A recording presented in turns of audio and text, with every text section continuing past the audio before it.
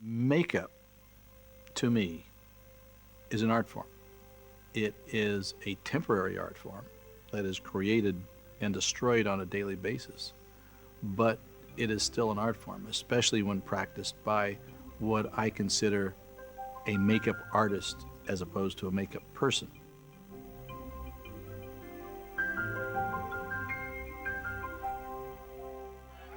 My experience with Rocky was an interesting one because it came out of the blue. They told me that it was going to be a fight picture, and it was a low-budget fight picture. You know, there wasn't a lot of money in it, but we needed some swollen eyes and some pieces, and there was going to be some blood. Sly's an interesting person to work with. He's a multifaceted individual, and it was his baby. This could be a make or break. All of a sudden, his dream is laying here in front of him. If this movie fails, where does he go from there? He and Sasha lived in this little one-bedroom apartment in Hollywood. Their bed was a mattress that was on the floor. Hanging from the chandelier in the living room was a punching bag and his dog Butkus. And Sly and I would sit on the mattress in the bedroom with the blinds pulled, and he would show me Super 8 films. And he'd say, now this is, I'm gonna take a punch here, and he's basically working out the choreography of the fights. And so we literally choreographed the whole fight from watching other fights and seeing how things happen. And then he'd get me pictures and things to work from. So then I went to work and got a cast of his face. At that time, I didn't really have a big lab. I was working in my house. So he came over to my house and I did a face cast in my kitchen. My grandfather, which started the whole thing, goes back to actually the late 1800s, where he was a wig maker in England. So the family wound up here in Hollywood in the early teens, and basically with a wig shop. One thing that got us kind of started in the business is one day an actor had accidentally shaved off half his mustache and came by the shop, and he literally duplicated this little mustache. And this was Adolphe Menjou, and they were shooting the original version of the Three Musketeers. And so it's like all of a sudden, Jesus, look what the Westmores did. They saved our butt. So let's go back and see what else they're doing. And that launched the family into the movie business. I have gone all the way from working with Elizabeth Taylor to Rocky, Raging Bull, and 18 years of Star Trek. The process in the very beginning is to get a hold of that script, read through it one time, get all the way through it, get the story idea, and then you go back literally page by page, and you start picking out, and it's usually between the lines. You don't even have to read the dialogue. You just read between the lines, because that's where it'll say, took a jab to the right eye, blood spurt out the mouth. I mean, it'll give you clues through the script if the writer is really putting his visual into the script. Sly's makeup, just as plain makeup originally, consisted of little eyepieces that went right in here, little plastic eyepieces that had cuts in them. And of course, to this day, he still claims he lost all his eyebrows due to me putting these things on, pulling them off. With Rocky, it was the reality of what really happens to the skin, not what I think it's going to do, what really happens. That's all very important to the reality of what the viewer is going to take in. Then they believe. They believe what's going on. This is my lab, very much like what I had in the days of Rocky back in the 70s. And a lot of the techniques are still the same today as they were then.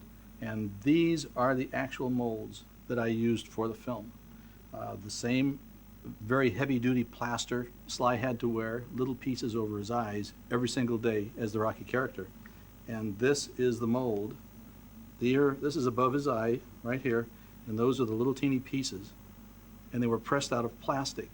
That way they could glue on and take a Q-tip with acetone on it, go around the edges, and dissolve it right into his eyes. So when you see the close-ups of Rocky, you'll notice all these little cuts over his eyes. And every single pair came out of this little mold here. I have actually used these today when something came up where I needed a swollen eye. And I've used the same pieces. And of course, people are always, actors today are thrilled when I say, this is something I used on Stallone. You know, they're thrilled, I'm wearing Stallone's pieces. One of the interesting things with Mickey, the character played by Burgess Meredith, that people aren't familiar with. And I thought, gee, this is really obvious.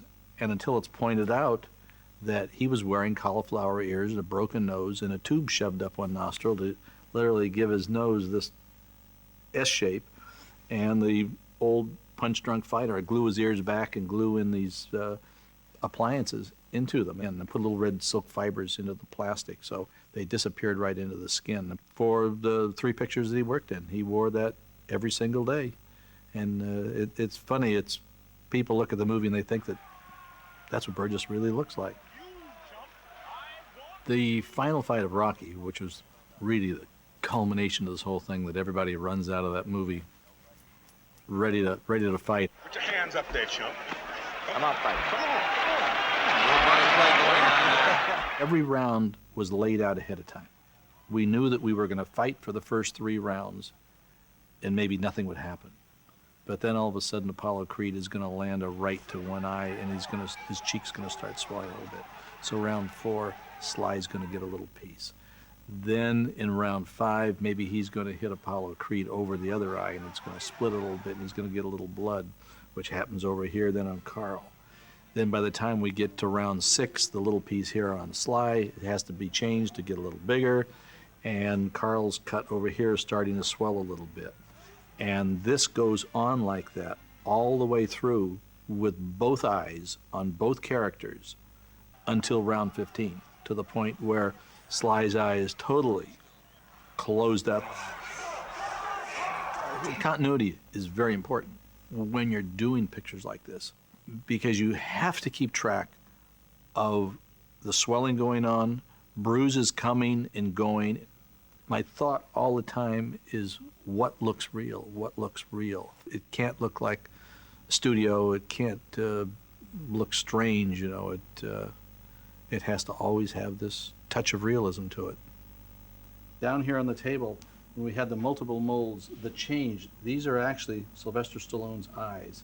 The mold was taken, the entire face cast where he sat in a chair, and had an alginate cast taken of his face, poured in plaster, and then I took pieces of it off. And these pieces were embedded into this large plate. And you can notice it's also very, very thick, because that way I can bake them over and over and over again.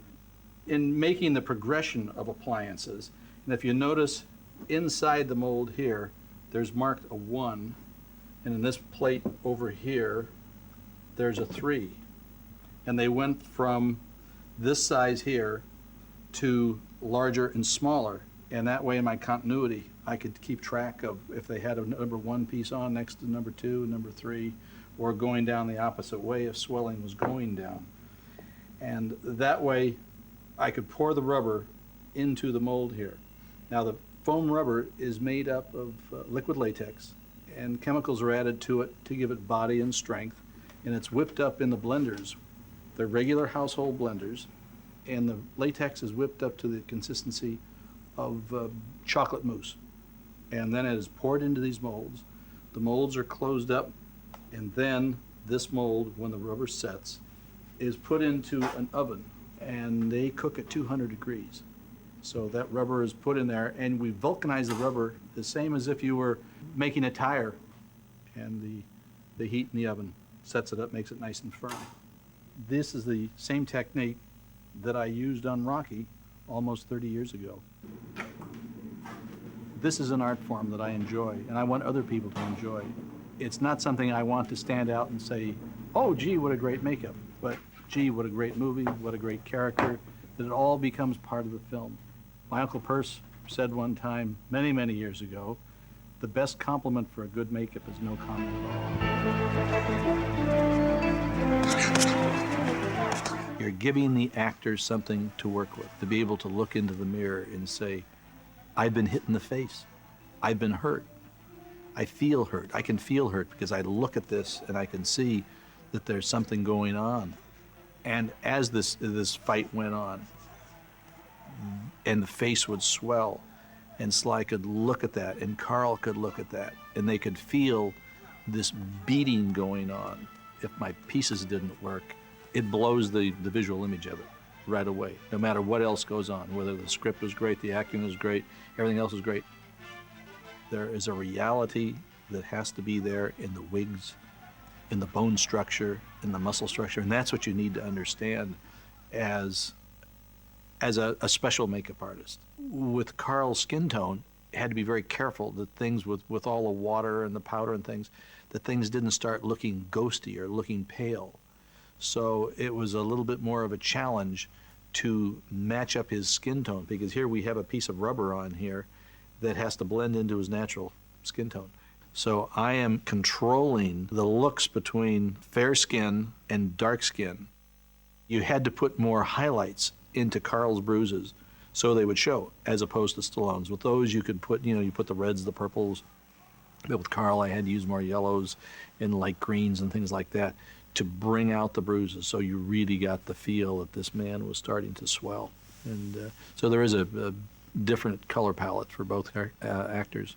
Since there was so much water that we were using too, the blood always had a reality to it, because it would drip and follow like drops and things as it would work its way down the body or work its way down the face. And having to squirt him, I had to get close to him. And I don't know how many times he punched me. And it's like, hey, okay. See, you'd want to squirt from a little further away, because you'd always take give me a jab in the stomach. Yeah.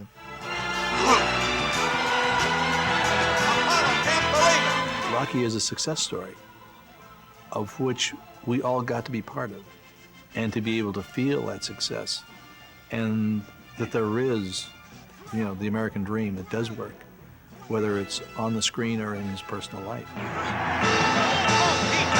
champion got a left to the ribs, his right rib. This is better. Everybody had so much faith in the project that they were willing to work extra hard even.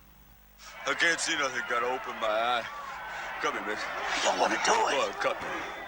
This is one thing that just kind of got passed around from drawer to drawer, and I never lost it. This is the original Cut Me Mick. And of course, there's CGI in many ways of doing it today, but we're going back to the old process of the makeup artist special effects type of process.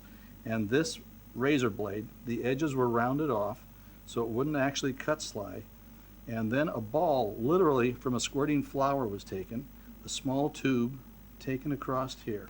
So I would take and pull the ball off, fill it with blood, put it back on, and in the scene, all he did was he came across his eye like this, and when the director said, go for it, all they had to do was squeeze the little ball, and the blood shot out of there onto the eye. So that's a wonderful piece of memorabilia. I don't want to do it. Well, cut me. It's one of those memorable scenes in movie history, which was one take. I wanted to do it second time.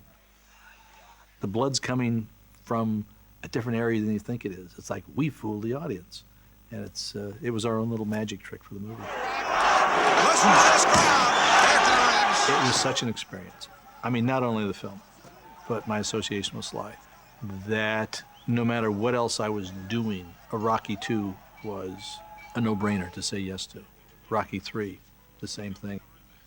It's an experience to see a character mature and to be able to go through that whole process. That it was something that I wanted to be part of. It was the leader in not only fight films, but feel-good films. We were going through a period then of really downer, depressed films, and Rocky turned the world around.